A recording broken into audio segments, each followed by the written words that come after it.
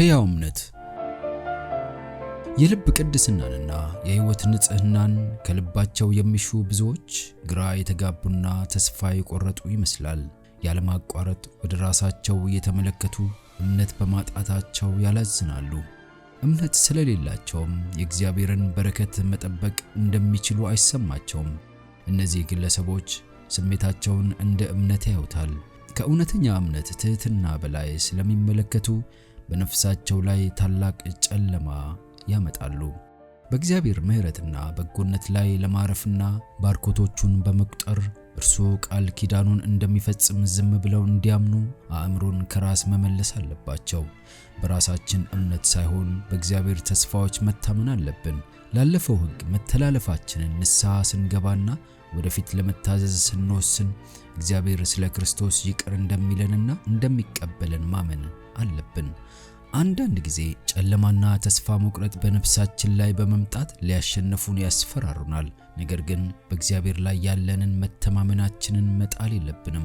ቢሰማንም ባይሰማንም ዓይናችንን በኢየሱስ ላይ ማተኮር አለብን። እያንዳንዱን የምናውቀውን ተግባር በታማኝነት ለመፈጸምና በጸጥታ በተስፋዎቹ ላይ ለማረፍ መሻት አለብን። አንዳንድ ጊዜ የኛ ዋጋ ቢስነት ስሜት የፍርሃት ንዝረትን በነፍስ ውስጥ ይለቃል። ይህ ማለት ግን እግዚአብሔር ለኛ ያለው አቋም ወይም እኛ ለእግዚአብሔር ያለን አቋም ተለውጧል ማለት አይደለም። ትናንት የተሰማን ደስታና ሰላም በእምነት የክርስቶስን እጅ መያዝና በብርሃን ጊዜ እንደምናደርግ ሁሉ በጨለማ ጊዜም በእርሱ መታመን አለብን። ሰይጣን ክርስቶስ ሊያድንህ እስከማይችል ድረስ ኃጢአተኛ ነህ ብሎ ሊያሾከሹክ ይችላል።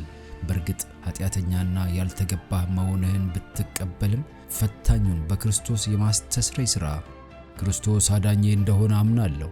በራሴ መልካም ሥራ አልታመንም፣ ነገር ግን ከኃጢአቴ ሊያነጻኝ በሚችል በክርስቶስ የከበረ ደም እታመናለሁ። አሁኑኑ ረዳት የለሽ ነፍሴን በክርስቶስ ላይ አንጠለጥላለሁ በሚል ጩኸት ፈታኙን ልትጋፈጠው ትችላለህ። የክርስቲያን ሕይወት የማያቋርጥ ሕያው እምነት የሚገለጽበት መሆን አለበት። ተስፋ የማይቆርጥ መታመን፣ በክርስቶስ ላይ የሚደረግ ጽኑ መደገፍ ለነፍስ ሰላምና ማረጋገጫ ያመጣል።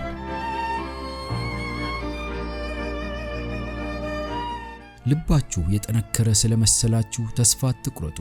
እያንዳንዱ እንቅፋት፣ እያንዳንዱ የውስጥ ጠላት ለእናንተ የክርስቶስን አስፈላጊነት ብቻ ይጨምራል። እርሱ የድንጋይ ልብ ወስዶ የሥጋን ልብ ለመስጠት መጣ። ልዩ የሆኑ ስህተቶቻችሁን ለማሸነፍ እንድትችሉ ልዩ ጸጋ እንዲሰጣችሁ ወደ እርሱ ተመልከቱ። የፈተና ጥቃት ሲደርስባችሁ ክፉ ሐሳቦችን በጽናት ተከላከሉ።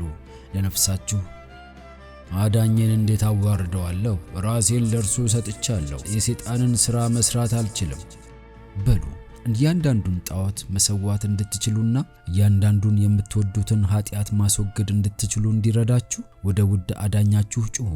የእምነት ዓይናችሁ ኢየሱስ በአባቱ ዙፋን ፊት ቆሞ ለእናንተ በመለመን የቆሰሉ እጆቹን ሲያሳይ ይመልከቱ።